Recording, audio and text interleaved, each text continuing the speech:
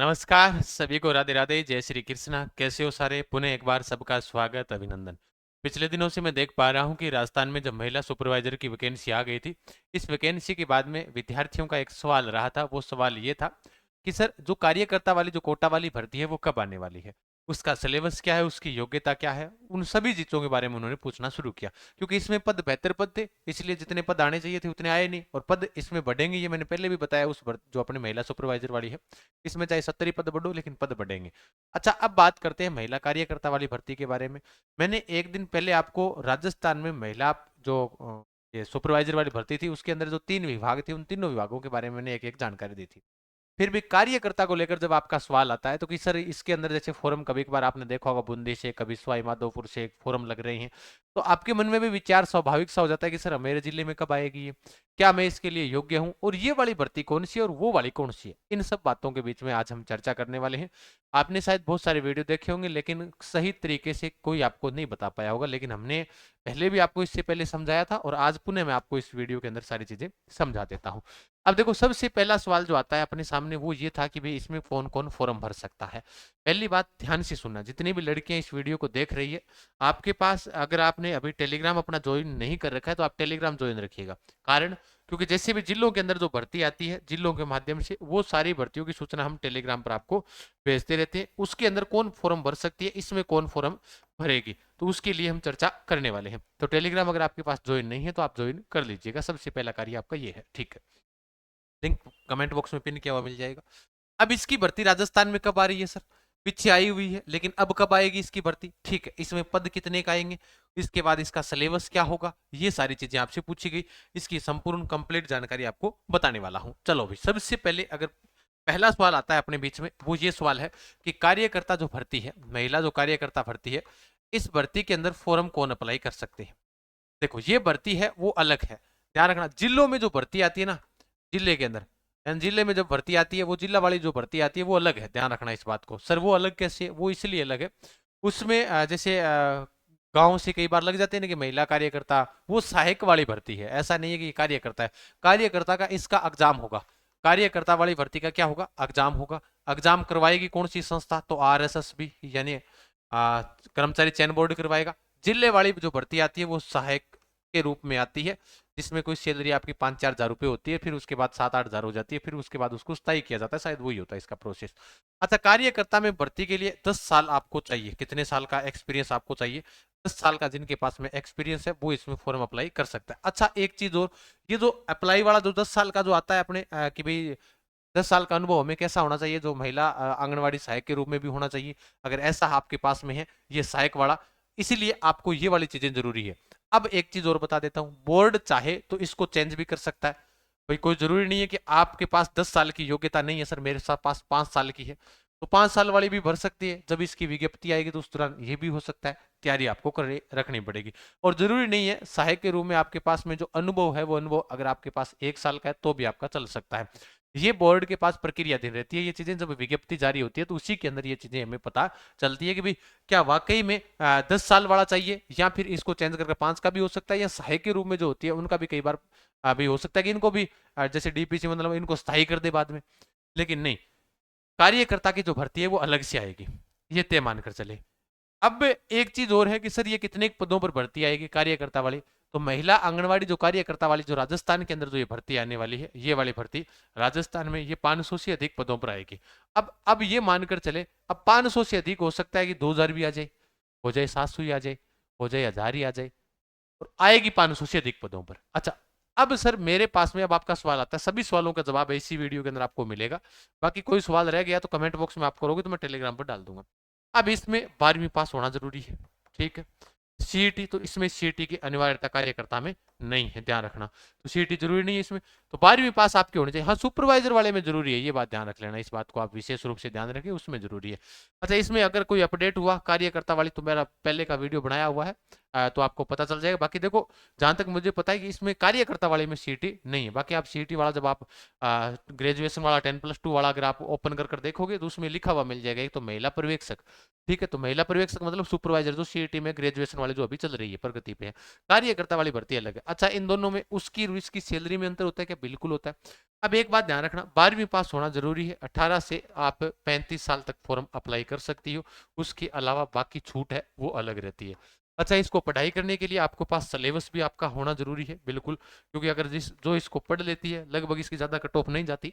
जो पढ़ लेता है तो सीधी सी बात है, मेरे हिसाब से सिलेक्शन हो जाता है। क्योंकि 10 साल का अनुभव होने के बाद अगर कोई इतनी तैयारी करता है, इसका सिलेबस थोड़ा बहुत भी पढ़ लेता है, तो उसका आराम से सिलेक्शन हो जाएगा। अच्छा, इसके अंदर एक चीज और ध्यान रखना। अब जैसे अगर आपसे पूछा जाए कि भाई इसमें फॉर्म कौन भर सकती है, तो इसमें फॉर्म महिला ही भर सकती है। फॉर्म कौन भर सकती है इसके अंदर? तो इसमें फॉर्म है वो महिला ही भर सकती है, ये बात ध्यान रखना। दूसरी बात, जिले वाली अगर भर्ती आ रही है तो उसके अंदर आप अपना अप्लाई जरूर रखें, जो भी आपके पास साल का 6 महीने का, कल को मान ही ले कि कार्यकर्ता के रूप में, क्योंकि इसमें मेन तो रूप से कहा जाता है कि 10 साल का एक्सपीरियंस माना जाता है। लेकिन 10 साल का सबके पास थोड़ी होता है कि 10 साल का एक्सपीरियंस इनको मिल जाए, नहीं, ये नहीं होता। फिर अगर वो चीजें चेंज भी हो सकती है। बोर्ड जब विज्ञप्ति इसकी जारी करेगा, जब विज्ञप्ति इसकी आएगी तो विज्ञप्ति जारी करेगा तो बोर्ड उस दौरान क्या होगा कि भाई इसके अंदर चेंज भी तो कर सकता है ना। तो विज्ञप्ति के अंदर कोई भी चीजें आपके सामने चेंज भी हो सकती है। अब आपको तैयारी कैसे करनी है, कैसे नहीं करनी है। अच्छा, एक चीज और बता देता हूँ, इसमें महिलाएं भर सकती है। शैक्षणिक योग्यता आपके पास 12वीं पास होनी चाहिए, ठीक है। और उसके अलावा आयु सीमा बता दी, 12वीं पास आपके पास होनी चाहिए। बाकी तो आपकी वही चीज हो जाती है ना कि आप ये कोटा की नहीं है। ये जैसे एक बार प्रश्न आता है कि महिला कार्यकर्ता भर्ती कोटा, कोटा जिले की नहीं, वो क्यू से शुरू होता है, ध्यान रखना। तो ये कार्यकर्ता वाले की बात यहाँ पर चल रही है। अच्छा, इसकी भर्ती जब अगर आएगी तो इस साल जरूर आएगी, एग्जाम अगले साल तक हो सकता है, क्योंकि इस साल के एग्जाम कैलेंडर में इसमें लिखा हुआ नहीं है। विविध पद लिखे हुए, हो सकता है कि उनमें इसको शामिल कर लिया जाए, ये भी चीज तैयार रखा। लेकिन इसकी तैयारी के लिए आपको तैयारी तो करनी पड़ेगी। सर क्यों तैयारी क्यों करनी पड़ेगी? थोड़ी बहुत तैयारी से नाका लग सकता है क्या? नहीं लग सकता। क्यों नहीं लग सकता? अभी आइएगा, चर्चा कर लेते हैं अपने। पहले सबसे पहले सभी एक एक चीजों पर हम चर्चा करेंगे, फिर हम आगे की ओर बढ़ेंगे। अच्छा, इसका पर्यवेक्षक महिला जो आपके आंगनबाड़ी कार्यकर्ता कोटा सीधी भर्ती परीक्षा 2018 का जो सिलेबस है आपके सामने ये है। इसमें इन्होंने क्या कहा कि हम जो ए पार्ट है वो आपके हिंदी, अंग्रेजी, गणित और सामान्य शक्ति का, यानी इसमें हिंदी 50 अंकों की है, सामान्य अंग्रेजी 25 अंकों की है, गणित और सामान्य तर्क शक्ति 25 अंकों का है। मतलब इस ए पार्ट के अंदर आपके ध्यान रखने वाली बात है भाषा ज्ञान, तर्क शक्ति एवं सामान्य ज्ञान। सामान्य ज्ञान के अंदर इसमें यहां पर तो कुछ लिखा हुआ नहीं है, ये 100 अंक का पहला पेपर है। अच्छा, इसमें दूसरा क्या है? दूसरा है पोषण व स्वास्थ्य के ज्ञान की योजनाएं, जो अपने 65 अंकों की है। और शिशु की प्रारंभिक देखभाल 35, यानी ये भी 100 अंकों का है। उसका इसका सिलेबस में अंतर है, समझ गए होंगे आप। पर्यवेक्षक वाले में थोड़ा सा अंतर है बी पार्ट में। अच्छा, पाठ्यक्रम के बाद में यहां पर आया हुआ है भाई, the paper will be graduation standard with special focus of nutrition health, यानी कि पेपर है वो आपके ग्रेजुएशन लेवल पर मनाया जाएगा। कार्यकर्ता वाले में शायद योग्यता 10वीं 12वीं पास ही है, लेकिन हो सकता है कि भी अगर उसमें बीए कर रखी हो तो, क्योंकि ये पेपर के हिसाब से इसने लिखा हुआ कि दी paper will be graduation standard, तो हो सकता है कि भी योग्यता भी उसमें बीए लेवल हो, लेकिन मेरे हिसाब से 12वीं पास ही। फिर उसके बाद में आगे चर्चा करते हैं कि इसके अंदर पर्सन है वो आपके ऑब्जेक्टिव टाइप के होंगे। इसके अंदर नेगेटिव मार्किंग है नहीं, तो बोर्ड चेंज भी कर सकता है, जैसे इस बार महिला सुपरवाइजर में इन्होंने लागू कर दी। ये हिंदी की है, ये इंग्लिश का सिलेबस है। टेलीग्राम पर या ऐप में दोनों जगह मिल जाएंगे। उड़ान एजुकेशन ऐप में जाओगे तो भी वहां पर भी मिल जाएगा। इसमें सर जीके है क्या? अगर बात करते हैं जीके की, तो जीके इसके अंदर नहीं है। इसमें बी पार्ट में पोषण, गर्भवती महिला, कुपोषण, ये 7 तो टॉपिक आपके सेम हो गए। फिर उसके बाद बाल विकास का परिचय, शाला पूर्व परिचय, ये सारे आपके टॉपिक हो जाते हैं आपके बी पार्ट के। ठीक है, अब सर हमें इसको पढ़ना कैसा चाहिए? जो भी कोई महिला पढ़ रही है, तैयारी कर रही है, तो उन सबको मैं बता देता हूँ। जीके वगैरह इसके अंदर नहीं है कार्यकर्ता वाली में, ये बात ध्यान रखना। तो सर तैयारी कैसे करें? अब तैयारी करने के लिए मैंने अपने पास 2 ऑप्शन है। एक तो ये कार्यकर्ता वाला जो नया बेंच है वो अपने 25 मार्च से शुरू कर रहे हैं, है ना, क्योंकि इनकी इंक्वायरी काफी थी, बहुत सारी इंक्वायरी थी राजस्थान में। क्योंकि हमने इसको चलाया है बेहतर तरीके से, शायद आपको पढ़ाया भी है, टेस्ट वगैरह किताबें वगैरह हमने इसकी निकाली, बेहतर विश्वास विद्यार्थियों का सबसे ज्यादा रहा है।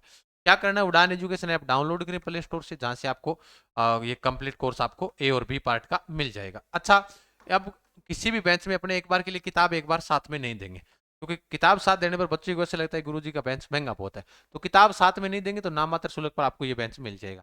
क्या करना है, प्ले स्टोर पर जाइए, उड़ान एजुकेशन ऐप डाउनलोड कीजिएगा और आपको पूरे 6 महीनों तक इसमें लगातार तरीके से आप पढ़ाई कर सकते हो। पार्ट ए और पार्ट बी दोनों रहेगा। अच्छा, कोई महिला है वो जो कहती है कि सर मैं तो बुक के माध्यम से पढ़ना चाहती हूँ, बिल्कुल ये भी सुविधा आपके लिए अलग से रहेगी।